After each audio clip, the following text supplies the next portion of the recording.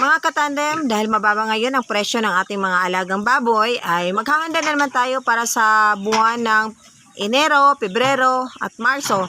Diyan, maaaring makakabawi tayo. Kaya simulan nyo na mag-alaga ng mga biik ngayon para sa ganon ay makakabawi tayo sa ganong mga buwan. Etong yung sa amin ay meron kaming 26 heads at prepare po namin to for the month of February.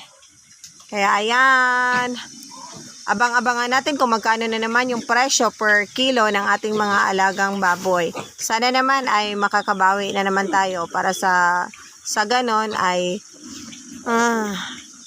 hindi naman tayo nalulugi kasi ngayon ay sobrang baba na. Pero okay lang yan, gano'n naman talaga ang buhay sa pag-aalaga ng baboy. Minsan mababa, minsan mataas, kaya paghandaan natin yung mas posibleng tumaas ang presyo. At yung mga buwan na yan ay mataas po talaga ang presyo. From the month of December, January,